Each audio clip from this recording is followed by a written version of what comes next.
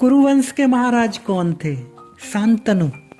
उनकी पत्नी थी गंगा देवी। उनके गर्भ से भीष्म पितामह का जन्म हुआ। अब क्या किया जाए, जब बालक थे भीष्म जी, तो कोई विशेष कारण से क्या हुआ, वो जो गंगा देवी हैं, जो गंगा माँ है, वो अंतर्ध्यान हो गई।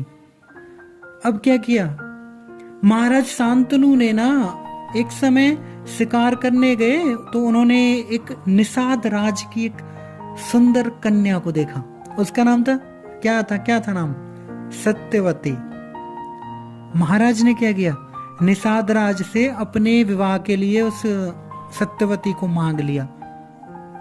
पर यहां निषाद राज ने पता है एक प्रतिबंध रखा कि सत्यवती का पुत्र ही राजा होगा, है ना। महाराज ने क्या किया, शांतनु ने स्वीकार कर लिया, आगे वापस लौट के राजधानी। पर जब ये बात भीष्म पितामह के कानों में पड़ी, तो उन्होंने भीषण प्रतिज्ञा कर ली कि सत्यवती का पुत्र ही राजा होगा, और मैं गंगा पुत्र भीष्म आजीवन ब्रह्मचारी रहूंगा। फिर क्या किया, उन्होंने सत्यवती जी का विवाह शांतनु महाराज से करवा दिया। जब ऐसी भीषण प्रतिज्ञा की उन्होंने भीष्म पितामह जी ने, तो शांतनु महाराज ने ना उनको क्या किया, वरदान दे दिया इच्छा मृत्यु का, कि जब तुम्हारी इच्छा हो तब तुम अपने प्राण त्याग देना। अब क्या हुआ, जो सत्यवती है उनके गर्भ से ना 2 पुत्र हुए शांतनु के। एक हैं चित्रांगद और दूसरे थे विचित्रवीर्य। अब शांतनु की मृत्यु हो गई, उनके पश्चात क्या हुआ, चित्रांगद को राजा बना दिया। किंतु कुछ समय बाद कोई बीमारी या कुछ ऐसे वो हैं जो चित्रांगद हैं, उनकी मृत्यु हो गई। और फिर क्या हुआ, उन्होंने विचित्रवीर्य को राज्य का अधिकारी बना दिया महाराज भीष्म ने। जो विचित्रवीर है उनकी 2 पत्नियां थी, एक थी अंबिका और दूसरी कौन, अंबालिका। अब क्या हुआ, उनके संतान नहीं हुई कुछ टाइम तक। फिर क्या हुआ, विचित्रवीर्य भी कोई अकस्मात कोई मृत्यु को प्राप्त हो गई, उनकी मृत्यु हो गई विचित्रवीर्य की। तो अब तो सत्यवती जो है वो बड़ी दुखी हो गई, क्योंकि उन्हें अपना वंश की रक्षा करनी है, वंश चलाना है। उन्होंने क्या किया, वेद व्यास जी का उन्होंने स्मरण कर लिया, जो सत्यवती के पहले पुत्र थे वेद व्यास जी। वो आए और उन्होंने क्या किया, सत्यवती के जो पत्नी, उनकी जो विचित्रवीर की जो पत्नी अंबिका थी, पहली पत्नी, उस अंबिका से तो उन्होंने धृतराष्ट्र को पैदा कर दिया, और जो विचित्रवीर की जो पत्नी थी अंबालिका, उससे महाराज पांडु का जन्म दे दिया। और दासी के गर्भ से उन्होंने विदुर जी को उत्पन्न कर दिया वेद व्यास जी ने।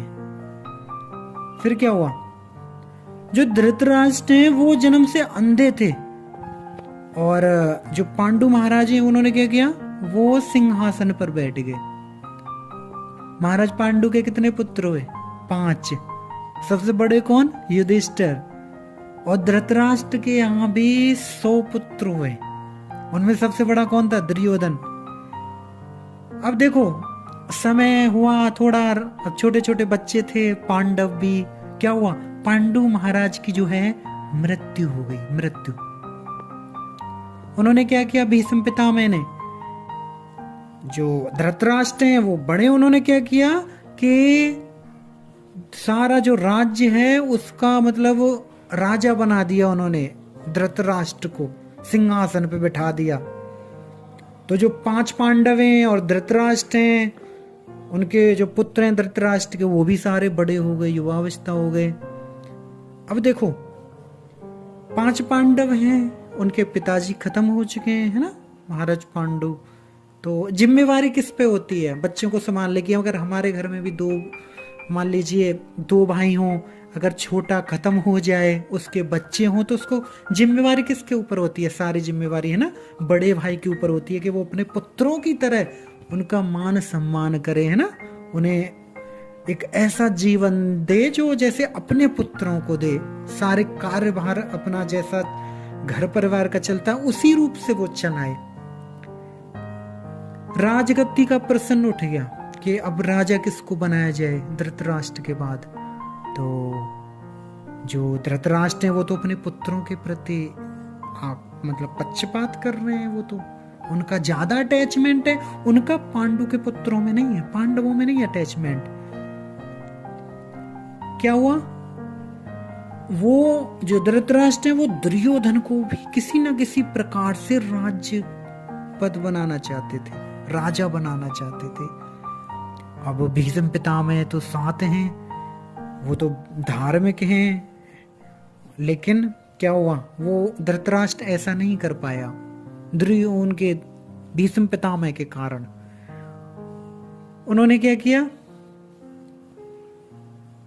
जो युधिष्ठिर जी हैं, जो 5 पांडव हैं, उनको आधे राज्य मतलब उनको एक वाणावर्त एक जगह थी, वहां पे उन्होंने एक नगर बसा दिया, उनको वहां भेज दिया उनको कि आप यहाँ पे रहो। फिर क्या हुआ, वहां पे भी उनको मरवाने का प्रयास किया गया, पांडवों को, है ना, मारने का षड्यंत्र किया गया। पांडव वहां से भी भाग निकले, है ना। कुछ टाइम हुआ था पांडवों को, जब द्रौपदी का स्वयंवर हो रहा था तो पांडवों ने द्रौपदी को विवाह रूप में प्राप्त किया।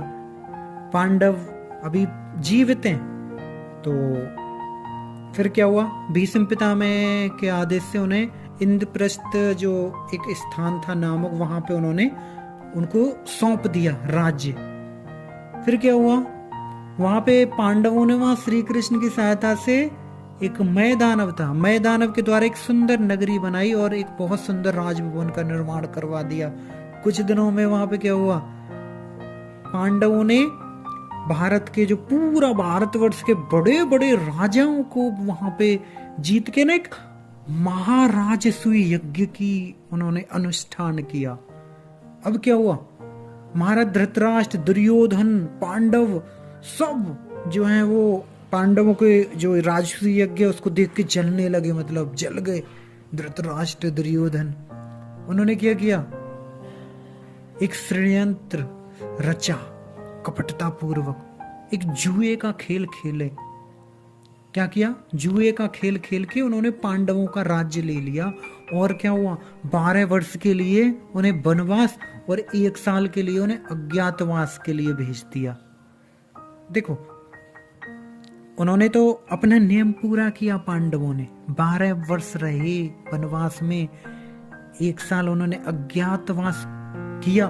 फिर जब वो वापस आए, समय पूरा होने पर भी पांडवों को उनका राज्य नहीं लौटाया।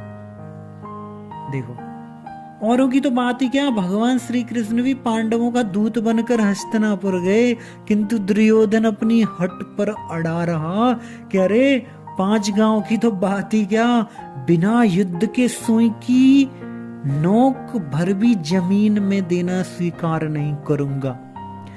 अब क्या होना था, अब तो युद्ध ही होना था, है ना। युद्ध बिल्कुल अवश्यम भावी हो गया, कोई भी उस युद्ध को नहीं रोक पाया, क्योंकि कौरवों का ज्यादा जो अधर्म है वो बढ़ने लग गया। अब युद्ध को कोई नहीं टाल पा रहा था।